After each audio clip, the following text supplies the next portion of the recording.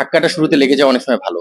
মানে পুরো মেইন ইভেন্টে যাওয়ার আগে যদি ধাক্কা কিছু খেয়ে সতর্ক হয়ে যাওয়া যায়, সেই জায়গা থেকে আমার মনে হয় সেটা খেয়ে গিয়েছি আমরা। টিম তো আসলে প্রথম ম্যাচটা হেরেছে, এটা তো আসলে আমরা প্রত্যাশা কোনোভাবেই করি না যে ইউএস এর সঙ্গে দল হারবে। কন্ডিশনটা ডিফারেন্ট ছিল, যেটা চ্যালেঞ্জ ছিল। আমরা দেখেছি যে আসলে প্রচুর বাতাস ছিল, খোলা মাঠ ছিল। তারপরে দল যখন সেখানে গিয়েছে, যাওয়ার পরে প্রিপারেশন নেওয়ার যে বিষয়টা, সেই 2 দিনও কিন্তু মাঠে নামতে পারেনি সেভাবে করে।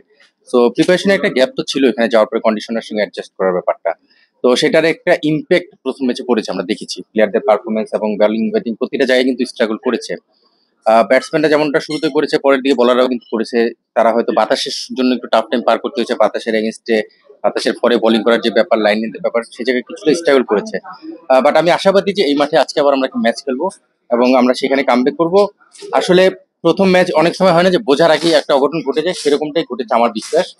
তো প্লেয়াররা যেমন সতর্ক হয়েছে, আমাদের দেশের প্রতিটা মানুষে এখন কিন্তু সতর্ক যে নর্মালি কিন্তু আমরা যেটা চিন্তা করেছিলাম যে ইউএস এর সঙ্গে যাবে, প্রথম ম্যাচ থেকে 3 ম্যাচ একদম ফাটিয়ে জিতে যাবে, আসলে টি-20 ক্রিকেট কিন্তু ব্যাপারটা এরকম না।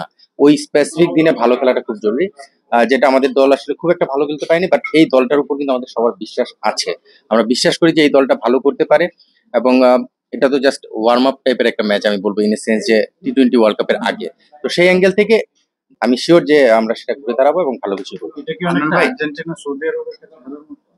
আমি আসলে ওয়ার্ল্ড কাপ ফুটবলের এত ম্যাচ ছিল, কে কোন টিমে কিভাবে খেলা দেখেছে, খেলা হেরেছে, আমার আসলে অতটা ভালো মনে হয় না। ভাইয়া, মানে নর্মালি তো ব্যাটসম্যানদের বেশিরভাগই হচ্ছে এখন এই ম্যাচ ছাড়া এমনিতে এখানে যাওয়ার পরে আমরা দেখেছি যে কেউ 5 ম্যাচেও 160 রান আসেনি বা ব্যাটসম্যানরা রান পায়নি।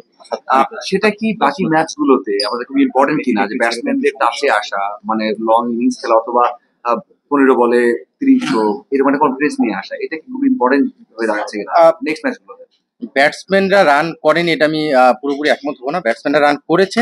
আপনি যদি স্পেসিফিক বলতে চান, টপ অর্ডারে আমাদের রানটা হয়নি। আমাদের কিন্তু মাঝখানে হৃদয়, রিয়াদ, জাকির, তারা কিন্তু রান করেছে।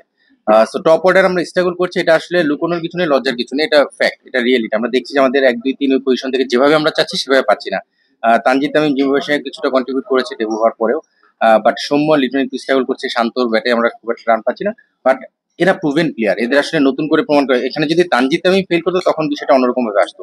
বাট যারা আমাদের প্রুভেন প্লেয়ার, সৌম্য, লিটন, শান্ত, এরা কিন্তু এমন না যে নতুন ক্রিকেট খেলছে, তারা অনেকদিন খেলে নিজেদেরকে প্রমাণ করেছে। এবং এই স্টেজে আসার পরে তাদের আর প্রমাণ না, তাদের ফর্মে ফেরাটা সময়ের ব্যাপার। তো সেই ফর্মে ফেরার অপেক্ষা আমরা আছি। এবং সেই ফর্মটা যদি ওয়ার্ল্ড কাপের আগে ফিরে আসতে পারে, সেটা আমাদের প্রাপ্তি হবে। এবং আমরা শুধু আমি না, আমরা সিলেক্টর না, আমরা পুরো দেশ কিন্তু আশা করছি যে তারা ফর্মে ফিরে আসুক, মন থেকে সবাই চাচ্ছে। তো তাদের ফর্মে ফেরাটা সময়ের ব্যাপার এবং আমার বিশ্বাস যে মেইন ইভেন্টে ঢোকার আগে সেই ফর্মটা ফিরে পাবে ইনশাল্লাহ। Thank you. Thank you.